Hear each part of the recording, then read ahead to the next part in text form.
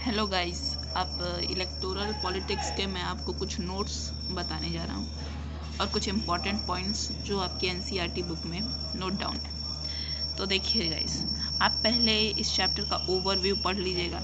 Totally इस overview को समझ लीजिएगा, क्या क्या लिखा है, कैसे कैसे लिखा हुआ, और फिर यहाँ पे जो भी सब टॉपिक्स हैं उनको भी अच्छी तरीके से पहले रीड आउट कर लीजिएगा। इसमें कुछ इम्पॉर्टेंट टॉपिक्स हैं जो आपको जानना बहुत ज़रूरी है।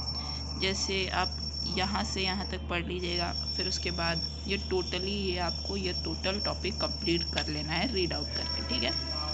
और ये सेकंड इसका सब टॉपिक है। ये सब टॉपिक काफ़ी इजी है, तो इसको आप पढ़ लीजिएगा। यहाँ तक है ये टॉपिक। उसके बाद यहाँ पे आ जाता है थर्ड सब टॉपिक। तो इसको भी आप टोटली पढ़ लीजिएगा, जितना पढ़ सकते हैं और जितना समझ सकते हैं आप समझ लीजिएगा टोटल चैप्टर को एकदम अच्छी तरीके से। उसके बाद यहाँ से चालू होता है मेन टॉपिक्स। तो यहाँ से आपको ये सब तो पढ़ने की उतनी ज़रूरत है नहीं। आप ये इलेक्टोरल कॉन्स्टिट्यूएंसीज ये टोटली यहाँ तक है, एटलीस्ट आप यहाँ तक तो पढ़ लीजिएगा। उसके आगे का आपको कुछ पढ़ने की ज़रूरत नहीं, बस यहाँ तक आप पढ़ लीजिएगा, ओके।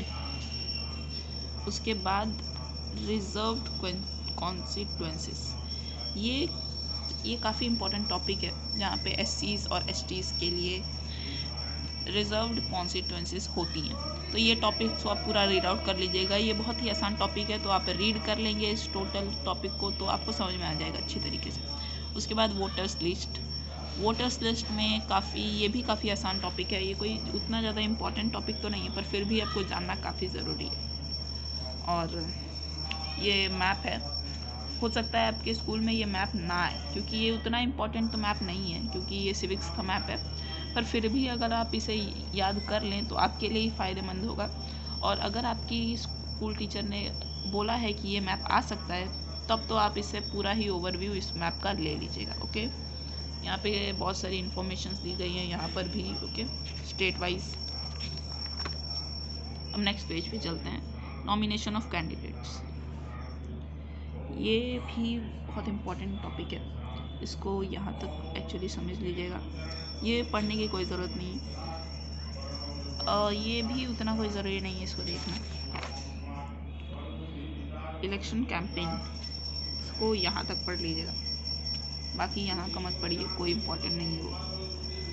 और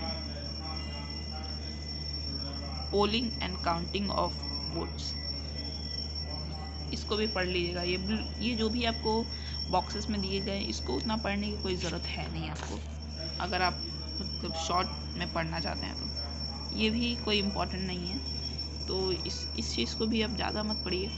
बस आपको मैं एक पॉइंट नोट डाउन करके देता हूँ, यहाँ तक टोटली आप पढ़ लीजिएगा, टोटल यहाँ तक। और अब बस यहाँ ये देख रहे हैं, यहाँ तक ये जो सिक्योर प्लेस है, यहाँ तक आप कर लीजिएगा।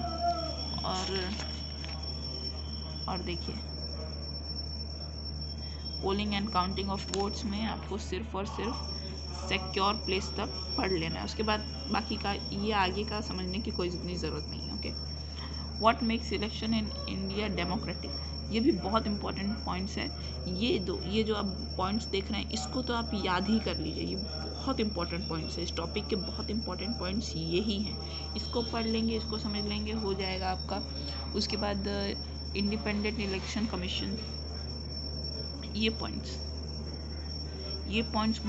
बहुत ज़्यादा इंपॉर्टेंट है, इसको भी आप याद कर लीजिएगा। बाकी ये पढ़ने के, अगर आपको ओवरव्यू लेना है तो ये पढ़ लीजिएगा, आपकी मर्ज़ी, पर उतना कोई इंपॉर्टेंट नहीं है, पर ये पॉइंट्स बहुत इंपॉर्टेंट है, ओके। ये कोई इंपॉर्टेंट चीज़ नहीं है, बस पॉपुलर पार्टिसिपेशन, इसको टोटली आप रीड आउट कर लीजिएगा, ये कोई इतना इंपॉर्टेंट टॉपिक है नहीं। Challenges to free and fair election, ये बहुत इंपॉर्टेंट टॉपिक है, इसको टोटली पढ़िएगा। इसमें कोई नोट्स आप नहीं बना सकते, इसको टोटल आपको पढ़ना ही पड़ेगा, ओके। इसको पढ़िएगा, टोटल आप रीड आउट करिएगा। एनसीईआरटी को रीड आउट करना बहुत इंपॉर्टेंट है। ये जो पॉइंट्स देख रहे हैं, इसको याद कीजिए, या फिर आप पढ़िए, समझिए, कैसे भी करके आपको ये पॉइंट्स करना ही है, ये बहुत इंपॉर्टेंट पॉइंट्स हैं, ओके। और कुछ यहाँ पे वर्ड मीनिंग्स दिए हुए हैं, जो आपको समझ में ना आए तो यहाँ से देख सकते हैं आप। तो और ये NCERT के क्वेश्चंस हैं, इसको आप टोटली कर लीजिएगा। टोटल 11 क्वेश्चंस है।